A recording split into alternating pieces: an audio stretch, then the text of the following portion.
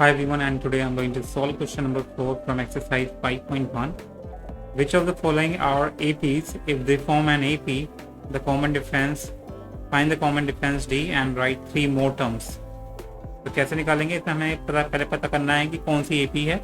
अगर AP बनाती है ये सीरीज है सीरीज AP, तो उसका कॉमन डिफरेंस फाइंड करना है और उसके बाद 3 टर्म्स और फाइंड करने हैं. तो सबसे पहला जो हमारा क्वेश्चन है इसमें पार्ट है पहला 4, 2, 4, 8 एंड 16. ठीक है. तो सबसे पहले इसका जो फर्स्ट टर्म होगा वो क्या होगा? तो फर्स्ट टर्म होगा इसका, फर्स्ट टर्म को ए से डिनोट करते हैं और फर्स्ट टर्म हमारा क्या होगा इसमें 2. अब निकालेंगे कॉमन डिफरेंस. अगर कॉमन डिफरेंस सेम होते हैं इस सीरीज में तो हम कह सकते हैं कि ये एपी है.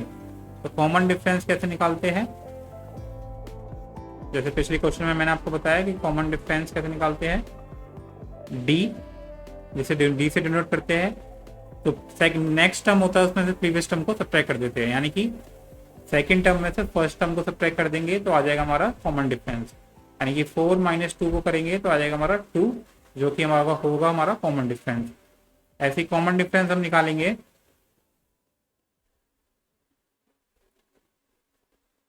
इसके लिए, इस टर्म के लिए थर्ड में से सेकंड टर्म को माइनस करेंगे.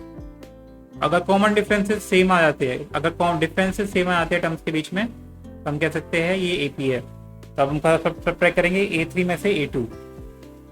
तो A3 4 8 है और A2 हमारा सेकंड टर्म हमारा 4 है.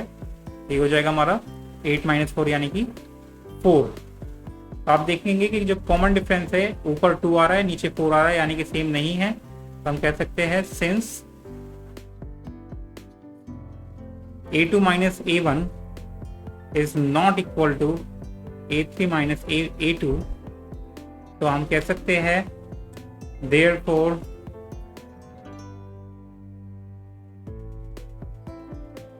the series is not an AP because, अब रीजन देना चाहे तो दे सकते हैं, because the common difference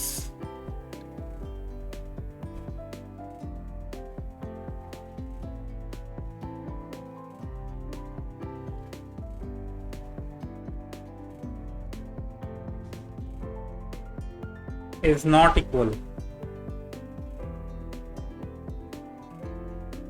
Fine, so this is how you can solve this question guys. ऐसे ही आप आगे ये क्वेश्चन सॉल्व कर सकते हैं. So yep, hope you like it. Subscribe for more videos. Till then.